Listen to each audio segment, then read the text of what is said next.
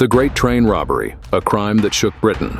On a warm summer night in August 1963, an unsettling quiet draped over the sleepy fields of Buckinghamshire.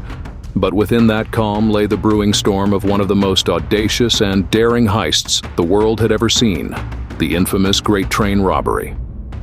It was a night that would forever change the course of British crime history, leaving a legacy of admiration, mystery, and tragedy. But the story begins long before that fateful night, in the shadowy corners of London's underworld. At the heart of this plot was a man who saw beyond the petty criminal activities that filled the daily lives of most thieves. Bruce Reynolds was no ordinary man. He was sharp, calculating, and had an audacious dream. He envisioned not just a quick grab, but a heist so grand that it would set them up for life, a job so perfect that no one would ever see it coming. Months before the heist, Reynolds meticulously began to assemble his team. He reached out to the very best the criminal world had to offer.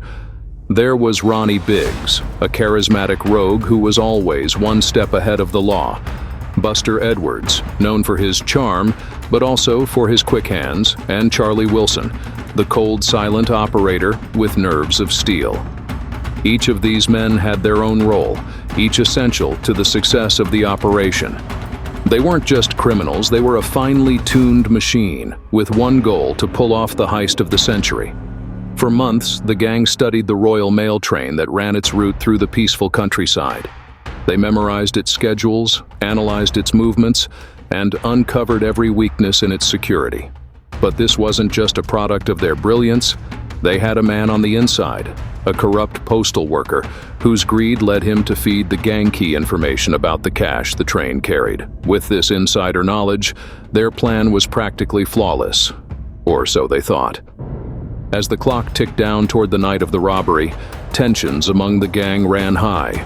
They knew that one mistake, one wrong move could send them all to prison for life. But the prospect of the unimaginable fortune waiting on that train kept them sharp and kept them moving forward. They were on the edge of the greatest score of their lives. The night of August 8, 1963, was one of those still summer nights where the air was thick with anticipation. As the Royal Mail train chugged along the tracks, carrying £2.6 million in cash, equivalent to over £60 million today, the gang prepared to make their move. They knew the exact spot: Bridego Bridge, a remote, isolated location where they could bring the train to a standstill without alerting anyone. In a move that could have come straight from a crime thriller, the gang tampered with the signal lights, causing the train to halt in the dead of night. But as they waited in the darkness, hearts pounding in their chests, the tension was unbearable. What if something went wrong? What if the driver realized it was a setup and raised the alarm? What if the police were already on their tail, one step ahead? Yet none of those fears materialized. With an eerie calm, the gang approached the stopped train. Armed not with guns but with their cunning and brute force, they executed their plan with military precision. They overpowered the crew with terrifying efficiency, moving quickly but violently. In the chaos, train driver Jack Mills found himself face to face with a brutal reality. In a savage attack, one of the robbers struck Mills on the head with an iron bar, leaving him permanently scarred, both physically and mentally. Mills would never fully recover from the blow, a tragic reminder that this heist, though thrilling, came at a human cost. The gang worked like clockwork, loading up the cash into their waiting vehicles.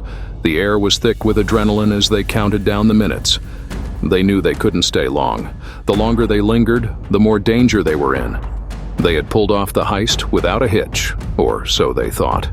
As they sped away into the night, the weight of £2.6 million in their possession, they believed they had just committed the perfect crime. The gang fled to Leatherslade Farm, their supposed safe house, where they intended to lay low until the heat died down. But this is where the cracks in their plan began to show. What should have been a tight, disciplined group began to unravel. Success had made them careless. They left fingerprints, failed to properly dispose of evidence, and even began to argue amongst themselves about how to split the money. Meanwhile, back in London, the robbery hit the headlines like a bombshell. The public was both shocked and enthralled by the audacity of the crime. Scotland Yard launched the largest manhunt in British history, knowing full well that these were no ordinary criminals. These were men who had outsmarted the system, and for a brief moment it seemed as though they might get away with it, but the police were relentless. They scoured every lead, every clue, and within days, the net was beginning to tighten around the gang. As arrests began to be made, the gang's world collapsed. Bruce Reynolds, the mastermind, was eventually captured, as were many of his accomplices, but not all of them went quietly. Ronnie Biggs, always the showman, managed to escape from prison, launching a global manhunt that would last for decades. He became a folk hero, living in exile in Brazil, taunting British authorities with his freedom. His life on the run became the stuff of legend, even as his fellow gang members languished in prison. The trials of the Great Train Robbers were nothing short of spectacles. The public was riveted, torn between admiration for the sheer nerve of the robbers and disgust at the violence they had inflicted. The sentences were harsh, some received 30 years or more. But despite this, the gang became cultural icons. They were seen not as mere criminals, but as men who had dared to challenge the system, to take what they felt the world owed them. But beneath the glamour, the myth, and the legend, the reality was far more tragic. Jack Mills, the train driver, suffered deeply from his injuries, living out the rest of his life haunted by that brutal night. And the robbers, despite their brief taste of fortune and fame, found that the money didn't last, and neither did the glory. Many of them lived out their days in regret, betrayed by friends, hunted by the law, and ultimately unable to escape the consequences of their actions. The Great Train Robbery changed Britain forever. It exposed the flaws in law enforcement, prompting advances in forensic science, surveillance, and investigation techniques. But more than that, it became a symbol, a complex story of greed, violence, and the human cost of crime. Today, it stands as both a thrilling legend and a cautionary tale, reminding us that no matter how perfect the plan may seem, crime always comes with a price.